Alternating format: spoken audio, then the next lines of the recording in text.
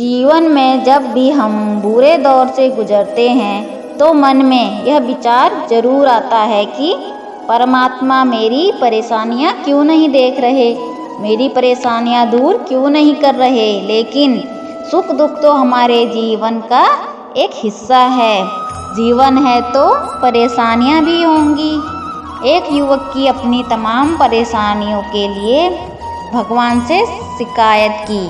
इसी पर आधारित यह स्टोरी दुखों की गठरी है। एक आदमी अपने परेशानियों से जूझ रहा था। उसे लगता था कि एक अकेला वही संसार का सबसे दुखी व्यक्ति है। सिर्फ उसी के जीवन में तमाम मुसीबतें हैं। उसको भगवान से इस बात की बड़ी शिकायत रहती थी कि भगवान ने संसार के सारे दुख उसके हिस्से दे दिए हैं और फिर सब कुछ भूलकर कानों में रुई लगाकर सो गए हैं। वह व्यक्ति सोते जागते भगवान से प्रार्थना करता और फिर कभी भगवान को दोष देता तो कभी खुद को कोसता रहता। भगवान है कि ना तो विनती सुन रहे हैं और ना उसको सुलझाने की कोशिश कर रहे हैं। अब वह आदमी बेचारा करे भी तो क्या करे। एक मुसीबत खत्म नहीं होती कि दूसरी आ जाती है। एक दिन उसने सोने से पहले प्रार्थना की, प्रभु मैं आपके सामने कहता कहता थक गया, अब और मिन्नतें की इच्छा नहीं है। एक अंतिम बार कह रहा हूँ, कृपा करके मेरी प्रार्थना सुन लीजिए।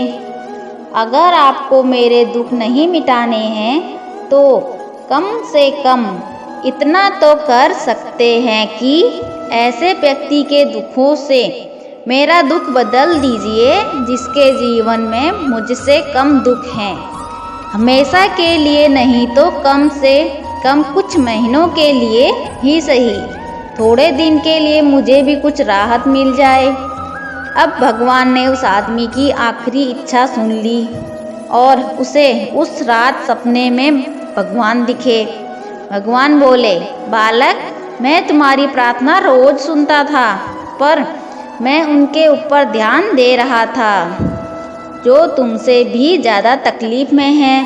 खैर, तुम अपने सारे कष्टों को विस्तार से एक कागज़ पर लिखो, फिर एक गठरी बनाओ और शहर के मुख्य चौराहे पर जाकर उसे टांग कर आओ। उसने भगवान के दिए आदेश के अनुसार अपनी सारी इच्छाएं अलग अलग कागजों पर लिखी। इतनी सारी परेशानियां लिख डाली कि सच में कागज का इतना बड़ा ढेर हो गया और उसे गठरी में ही बांधना पड़ा। अब वह आदमी ने अपनी गठरी उठाई और पहुंच गया चौराहे पर। लेकिन वहां चौराहे पर नज़ारा देखकर अचंभे में पड़ गया। उसने देखा कि चौराहे पर पहले से ही लोगों की लंबी लाइन लगी हुई है जो उसी की तरह अपने अपने दुखों की बड़ी बड़ी गठरियां लिए आ पहुँचे हैं। आखिर यह चक्कर क्या है? यह सब सुनकर सोचकर उसे कुछ समझ में नहीं आ रहा था। सब कुछ उसकी समझ से बाहर था। अभी वह इन विचारों में ही खोया था कि अभी एक आकाशवाणी हुई।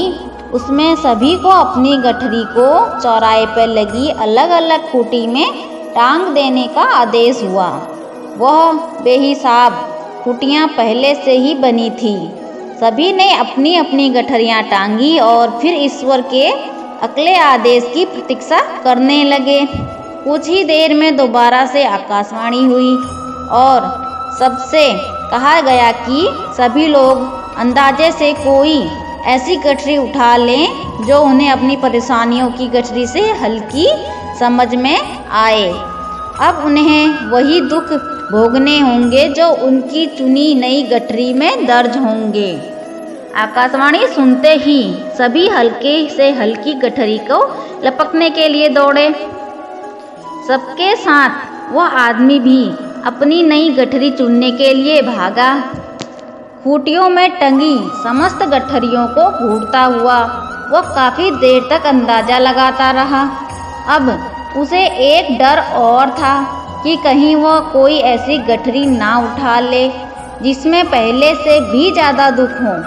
अगर ऐसा हुआ तो परेशानियां और बढ़ जाएंगी और मुझे लेने के देने पड़ जाएंगे। जीवन तहस नहस हो जाएगा सो अलग है। अब उसके मन में तरह तरह के विचार आने लगे। वह सोचने लगा कि कम से कम वह अपने दुखों से भली भांति परिचित तो है और उन्हें झेलने का आदी भी हो गया है।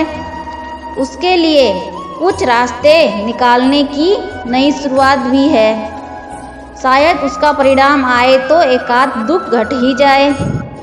कहीं ऐसा ना हो कि चुनी गई नई गठरी में दुख और भी ज़्यादा पीड़ादायक हो जाए।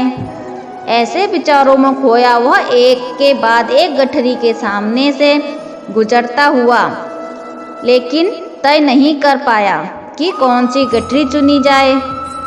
उसे यह भी डर था कि कहीं कोई ऐसी गठरी ना उठा ले जिसमें और दुख हो।